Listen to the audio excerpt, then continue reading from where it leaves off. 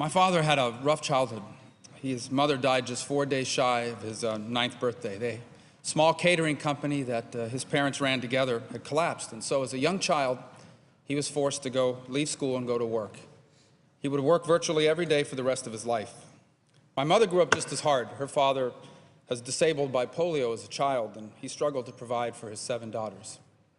My parents met at a small store where my mother was a cashier and my father was a security guard. He actually lived and slept in the storage room of that store.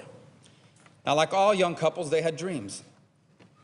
My mother wanted to be an actress, and my father tried hard to get ahead. In fact, after work, he would take correspondence courses to become a TV and radio repairman, but it was hard because he barely knew how to read.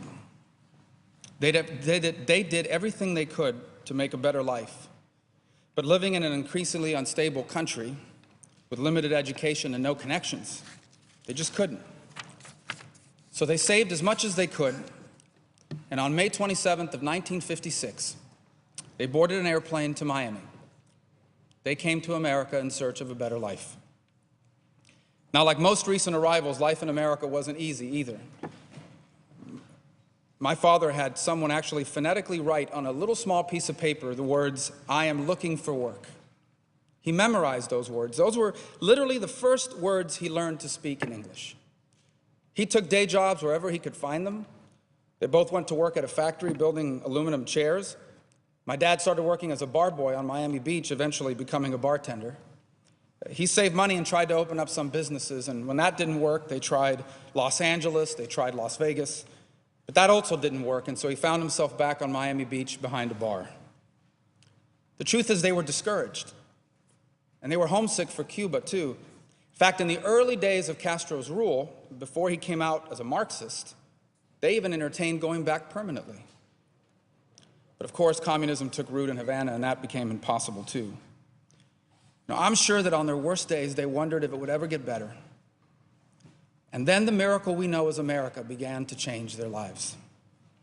By 1967, they had saved enough money to buy a house. It was within walking distance of the Orange Bowl, where on Sundays they used to make a little extra money by letting people park on their lawn. My older sister was in ballet. My brother became the star quarterback at Miami High. But it wasn't just their lives that changed. It was also their hearts.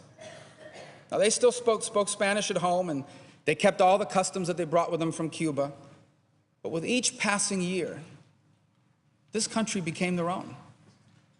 My mother recalls how on that terrible November day in 1963, she wept at the news that her president had been slain.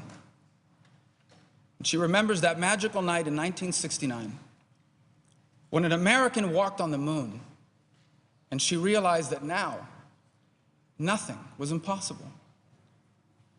Because you see, well before they ever became citizens, in their hearts, they had already become Americans. It reminds us sometimes that we focus so much on how immigrants could change America that we forget that America has always changed immigrants even more. This is not just my story. This is our story. It reminds us of the words etched on the marble above the rostrum of the Senate, E pluribus unum, out of many, one. Now, no one should dispute that, like every sovereign nation on this planet, we have a right to control who comes in. But unlike other countries, we are not afraid of people coming in here from other places. Instead, inspired by our Judeo-Christian principles, we Americans have seen the stranger and invited them in. And our nation has been blessed for it in ways that remind us of these ancient words. God divided the sea and led them through and made the water stand up like a wall.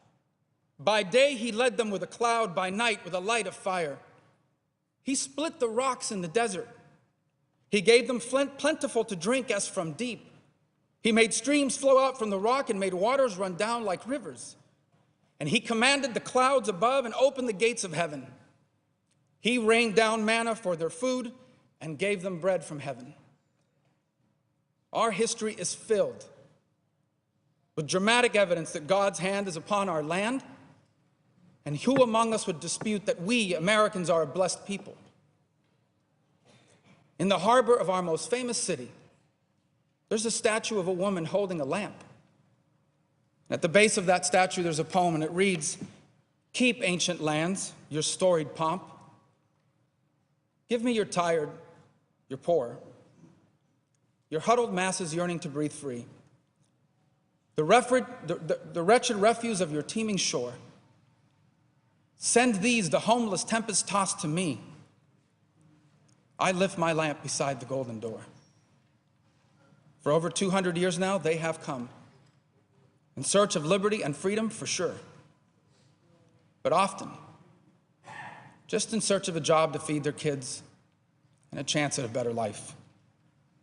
From Ireland and Poland, from Germany and France, from Mexico and Cuba, they have come.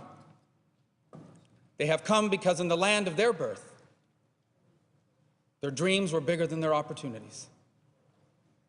Here they brought their language and their customs, their religions and their music, and somehow they've made them ours as well.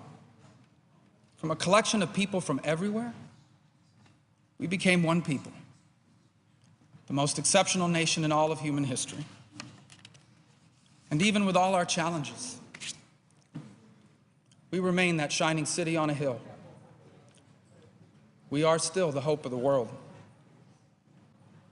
Go to our factories and our fields. Go to the kitchens and construction sites.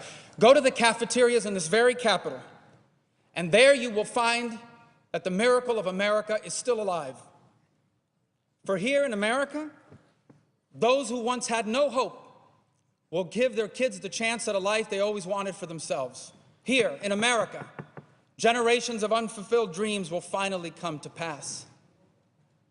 And that's why I support this reform. Not just because I believe in immigrants, but because I believe in America even more.